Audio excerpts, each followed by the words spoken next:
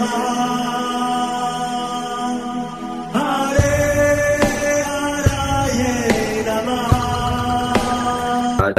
कृष्णा जी, आप सबका बहुत बहुत स्वागत है। मंगलाचरण आरंभ करते हैं। ओम नमो भगवते वासुदेवाय।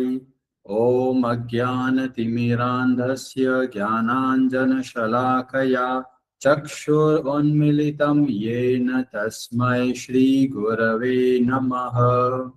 नमः ओम विष्णुपादाय कृष्णप्रेष्ठाय भूतले श्रीमते भक्तिवेदांत स्वामिनिति नामिने नमस्ते सारस्वते देवे गौरवाणी प्रचारिणे निर्विशेष शून्यवादी पाश्चात्य देश तारिणे। जय श्री कृष्ण चैतन्य प्रभु नित्यानंद श्री अद्वैत गदाधर श्रीवासादि गौर भक्त वृंद। हरे कृष्ण कृष्ण कृष्ण हरे हरे, हरे राम राम राम हरे हरे। कार्पण्य दोषोपहत स्वभावः पृच्छामि त्वां धर्म सम्मूढ़ चेताः। यत् श्रेयः स्यान्निश्चितं ब्रूहि तन्मे शिष्यस्ते अहं शाधि मां त्वां प्रपन्नम। हरे कृष्ण जी। भगवद गीता आरंभ करते हैं। अध्याय 5 श्लोक नंबर 15। ब्रजेश्वरी जी, आप पढ़ेंगे संस्कृत। हरे कृष्ण। न आदते कस्यचित् पापं न चैव सुकृतं विभुः अज्ञानेन आवृतं ज्ञानं तेन मुह्यन्ति जन्तवः। हरे कृष्ण। हरे कृष्ण। न कभी नहीं आदते स्वीकार करता है, कस्यचित् किसी का, पापम पाप, न तो च भी एव निश्चय ही, सुकृतम पुण्य को, विभुः परमेश्वर, अज्ञानेन अज्ञान से, आवृतम आच्छादित, ज्ञानम ज्ञान, तेन उससे, मुह्यन्ति मोहग्रस्त होते हैं, जन्तवः जीवगण। परमेश्वर न तो किसी के पापों को ग्रहण करता है न पुण्यों को, किंतु सारे देहधारी जीव उस अज्ञान के कारण मोहग्रस्त रहते हैं जो उनके वास्तविक ज्ञान को आच्छादित किए रहता है। हरे कृष्णा जी। बहुत ही महत्वपूर्ण और बहुत ही गहराई वाला यह श्लोक है। ऐसे श्लोकों के माध्यम से हमको पता चलता है कि भगवान का स्वभाव कैसा है, वो किस तरीके से कार्य करते हैं। पर जो लोग भगवान के स्वभाव को नहीं जानते, वो तरह तरह के आरोप लगाते रहते हैं भगवान पर। जब जीवन में दुख आता है, कोई बीमारी आ जाती है, तो लोग भगवान को दोष देते हैं। वो कहते हैं भगवान का हमने क्या बिगाड़ा है जो भगवान हमको इतना दुख दे रहे हैं। तो जब यह श्लोक का ध्यान से हम समझते हैं तो हमें बहुत सारी बातें सीखने को मिलती है। यहाँ पर विभु शब्द का प्रयोग करके यहाँ पता चलता है भगवान के बारे में बताया जा रहा है। क्या बोला गया? पाप और सुकृतम। जब कोई जीव अच्छा कार्य करता है या बुरा कार्य करता है तो उसके लिए भगवान जिम्मेदार नहीं है। जो पापी लोग होते हैं, गलत कार्य करते हैं, दूसरों का शोषण करते हैं, उसके लिए भगवान जिम्मेदार नहीं है। ये आदि लाइन के अंदर बहुत महत्वपूर्ण हमको बहुत सारी शिक्षाएं मिलती है। अभी इसके बहुत सारे वेरिएंट है। तरह तरह के लोग तरह तरह की बातें बोलते हैं। जैसे एक बहुत कॉमन बात हमको देखने को मिलती है, जब हम किसी से प्रार्थना करते हैं और बोलते हैं क्या भगवान का नामों का जप कीजिए, मंदिर में सेवा कीजिए, तो लोग बोलते हैं भगवान का हुक्म होगा तो हम लोग जब शुरू करेंगे, भगवान का आदेश होगा तब ही हम मंदिर जाएंगे। पर जब हम और गहराई से देखते हैं तो हमें पता चलता है कि भगवान ने दया करके सभी को पर्याप्त सफिशिएंट समय दिया है। हर एक व्यक्ति को 24 घंटे दिए हैं। अब ये 24 घंटों का उपयोग या दुरुपयोग जो करता है वह जीव की जिम्मेदारी है, वो हमारी जिम्मेदारी है। हम चाहे 24 घंटों को गलत कार्य में लगा सकते हैं या फिर वो 24 घंटों को अच्छे कार्य में लगा सकते हैं। तो भगवान हमको संसाधन देते हैं और उसका उपयोग करना या दुरुपयोग करना ये हमारे हाथ में है। कई लोग बोलते हैं भगवान जैसा करवाएंगे हम वैसा ही करेंगे। अगर ऐसा होता तो क्या हम रोबोट हैं जो भगवान ने कंट्रोल करते रहते हैं? पर वास्तव में हमको पता चलता है जब हमें शास्त्रों के बारे में बताया गया, अगर हम भगवान ही को ही सब कुछ करना है तो शास्त्रों की जरूरत क्या है? क्यों बोला गया हमको अच्छे कार्य करने हैं? क्यों? क्योंकि कार्य करने और न करने में हमारा अधिकार है। कर्मण्येवाधिकारस्ते, ये बहुत महत्वपूर्ण बात बताते हैं भगवान कि कार्य करने में हम स्वतंत्र है। क्या करना है क्या नहीं करना है ये हमको सोच विचार कर शास्त्रों के हिसाब से हमको कार्य करना है। अब कई लोग बोलेंगे प्रभु जी हमने तो बहुत सुना है कि भगवान की इच्छा के बिना एक पत्ता भी नहीं हिलता, और यहाँ पर तो हमें पता चल रहा है कर्मण्येवाधिकारस्ते, हम कार्य करने में स्वतंत्र हैं। तो भगवान का रोल कहाँ पर आता है? भगवान का रोल आता है कर्मों के फल देने में। तो इसका क्या मतलब है? लोग चाहे जितना गलत कार्य कर ले पर जो परिणाम मिलता है वो भगवान की देख रेख में मिलता है। भगवान जितनी स्वीकृति देते हैं उतना ही हमको परिणाम मिलेगा। तो इसका क्या मतलब है कि पापी लोग भले ही कितना भी पाप कर ले पर वो दूसरे लोगों को दुख नहीं दे सकते जब तक भगवान स्वीकृति नहीं देते। इसका बहुत सुंदर हमें उदाहरण मिलता है दुर्योधन के बारे में। दुर्योधन चाहता है कि पांचों पांडवों को जला देते हैं और एक राजमहल बना देते हैं, और सोचता है दुर्योधन कि मैं अपना सबको जला दूंगा। तो दुर्योधन पाप करना चाहता है पर क्या पाप कार्य संभव हुआ? नहीं संभव हुआ। वो सारे के सारे पांडव बड़े आराम से आगे की ओर निकल चुके। तो हमें पता चलता है कि लोग करने में स्वतंत्र है पर होने में स्वतंत्र नहीं है। इसका मतलब हुआ कर्म करने में हमारा अधिकार है पर जो परिणाम मिलता है वो भगवान की अध्यक्षता में होता है।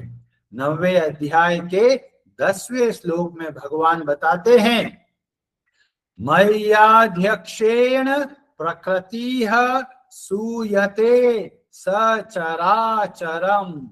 हर एक कार्य होता है उसका जो परिणाम मिलता है वो भगवान की अध्यक्षता में होता है और जिसकी वजह से संसार में कार्य का परिणाम हमको मिलता है। तो दो बातें हैं, एक को बोला गया करना और दूसरे को बोला गया होना। करने में हम सब स्वतंत्र हैं और इसीलिए भगवान हमको सावधान करते हैं शास्त्र के हिसाब से हमको कार्य करना है। पर जो होता है वो बहुत सारे कारणों की वजह से होता है। लोग हमको नीचा दिखाना चाहते हैं पर नीचा दिखाने के चक्कर में वो खुद नीचे गिर जाते हैं। तो वास्तव में हम देखते हैं कर्म अलग वस्तु है और कर्मों का फल अलग वस्तु है। तो वास्तव में जब लोग कोई कार्य करते हैं तो उसके जिम्मेदार वे खुद है, भगवान उसके लिए जिम्मेदार नहीं है। और ये पता चलता है बहुत सुंदर एक उदाहरण के द्वारा। जैसे बरसात होती है, रेन आता है, तो क्या होता है, तरह तरह के जो बीज है वो अपने आप का परिवर्तन करते हैं।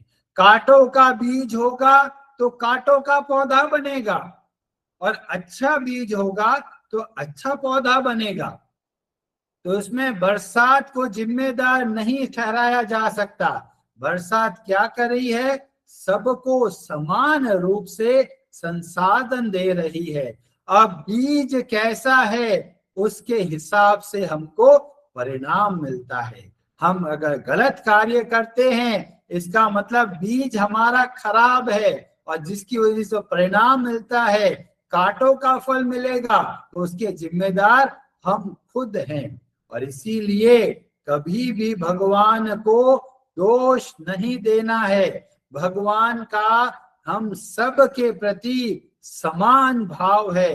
कभी भी भगवान भेदभाव नहीं करते। कई लोग देखते हैं कोई बच्चा बहुत इंटेलिजेंट है, कोई बच्चा इंटेलिजेंट नहीं है, तो कई लोग सोचते हैं अरे भगवान तो भेदभाव कर रहे हैं, किसी को बहुत इंटेलिजेंस दे दिया और किसी को इंटेलिजेंट बनाया नहीं।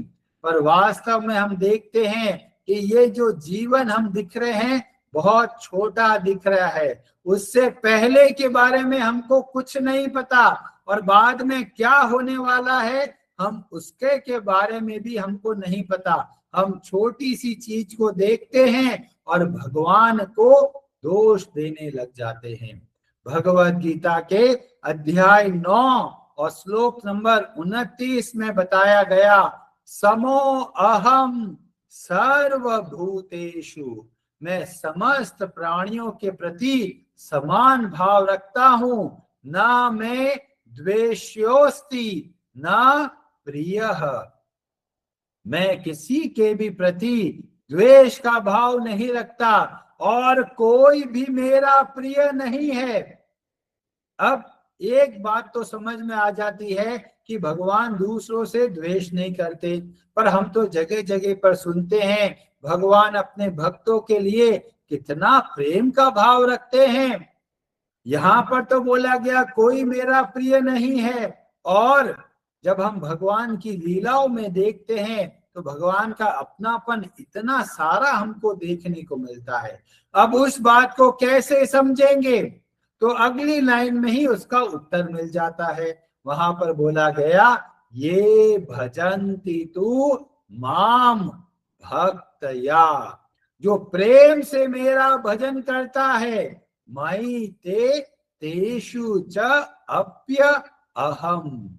तो भगवान मूल सिद्धांत बताते हैं, ये यथा माम प्रपद्यन्ते ताम तथैव भजाम्यहम्, जो जिस भाव से मेरी ओर बढ़ता है मैं उसी प्रकार उनको रेसिप्रोकेट करता हूं और वैसी प्रतिक्रिया करते हैं। और अगर हम प्रेम से भगवान को समर्पण करते हैं तो भगवान उसको अवश्य ग्रहण करते हैं।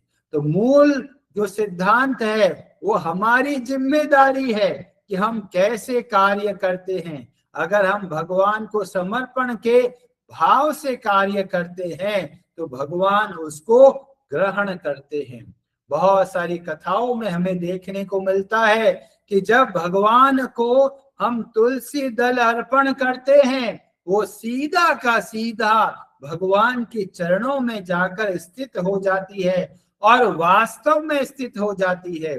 और हमें पता चलता है जय और विजय के प्रसंग में कि भक्त लोग यहाँ पर जब हम तुलसी अर्पण करते हैं वहां पर गोलोक के अंदर भगवान के चरणों में वह तुलसी प्रकट हो जाती है।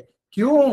क्योंकि हम जब प्रेम से भगवान को कुछ समर्पण करते हैं तो भगवान उसको अवश्य ग्रहण करते हैं। पर अगर कोई पाप कार्य करता है तो उसका जिम्मेदार वह व्यक्ति खुद है।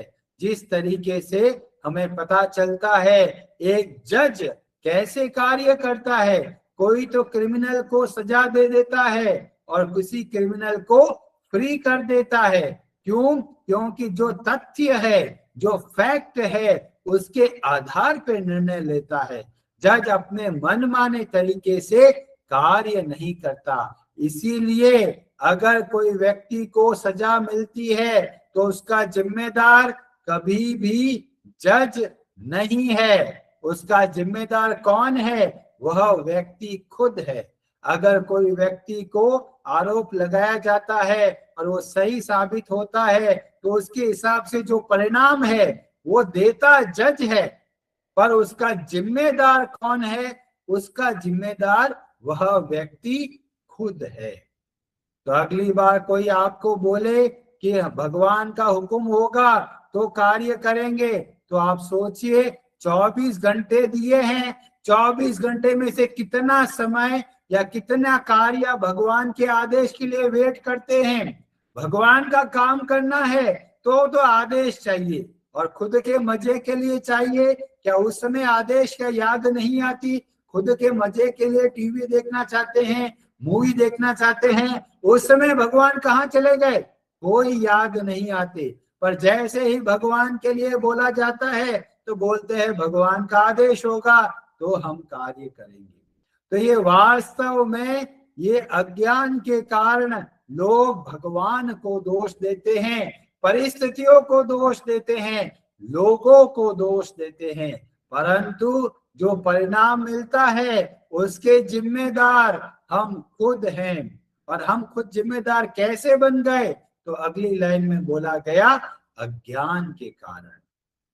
तो दूसरी लाइन को हम कल अच्छे से अध्ययन करेंगे, क्योंकि इसके अंदर भी बहुत सारी स्पेशल बातें बताई गई। जैसे बहुत महत्वपूर्ण शब्द का प्रयोग किया गया, जंतवः। जंतव का मतलब जंतु, जंतु का मतलब पशु। कौन मनुष्य होकर भी पशु के समान है? तो ये हम लोग कल की कथा में डिस्कस करेंगे। हरे हरे नमः।